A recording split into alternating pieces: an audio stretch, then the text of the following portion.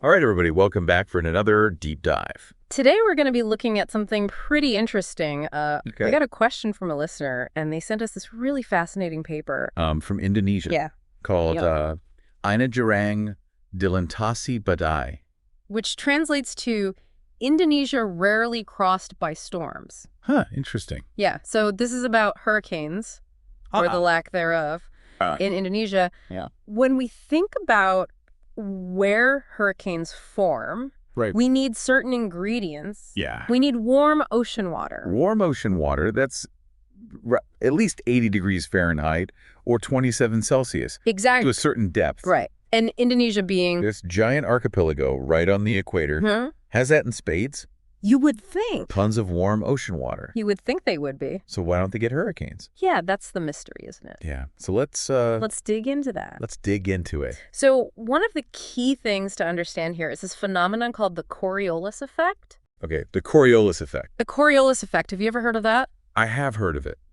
Not sure if I totally understand it, though. It's a little bit tricky to wrap your head around. But basically... It's this force that's created by the Earth's rotation Okay. that causes moving objects like air masses to deflect. So, like, if you're on a merry-go-round... Exactly. And you toss a ball to your friend, it's not going to go straight. Exactly. It's going to curve, right? That's the Coriolis Effect in action. Okay, so it's like the Earth is this giant merry-go-round. Precisely, and it's constantly spinning. And that spin affects everything on the planet, including the way air moves around. So how does this affect hurricane formation then? Well, the thing about the Coriolis effect is it's strongest at the poles Okay. and weakest at the equator. Right. And as you mentioned earlier, Indonesia is right on the equator. Right, smack dab in the middle. Right where the Coriolis effect is minimal. Okay, I'm starting to see where this is going. So because the Coriolis effect is weaker, it doesn't spin the air enough to make a hurricane. You got it. You need that spin, that rotation, to get the air converging and rising in that characteristic spiral pattern of a hurricane.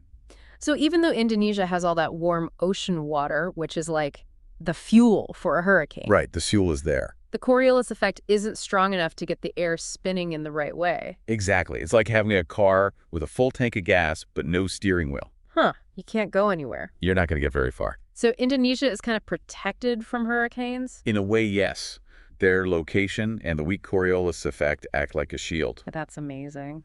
So what about other types of storms like typhoons or tornadoes? Good question. I know the paper mentioned those are also rare in Indonesia. That's right. And it's all tied back to the Coriolis effect. So the same reason they don't get hurricanes is why they don't get those other storms too. Exactly. The Coriolis effect influences all sorts of rotating weather systems on a global scale. Huh. Fascinating. But I know Indonesia isn't completely free from strong winds, right? No, absolutely not. They still experience some pretty powerful wind events. In fact, they have these localized, intense windstorms called put bilium. Puting billion. Puting bilium. Yeah, it's an Indonesian term. What are those like? Imagine like a sudden, concentrated burst of wind.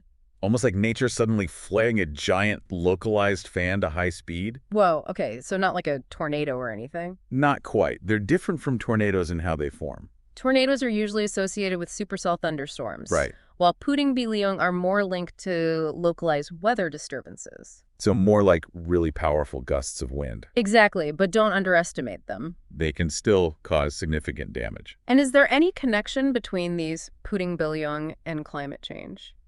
That's a question scientists are looking into. And there's growing concern that climate change might be making these events more intense. Oh, really? How so? Well, as the atmosphere warms up, it can hold more moisture. And that extra moisture can fuel stronger winds. So even though they might not be getting more frequent. The ones that do happen could be getting stronger. Precisely, that's the worry.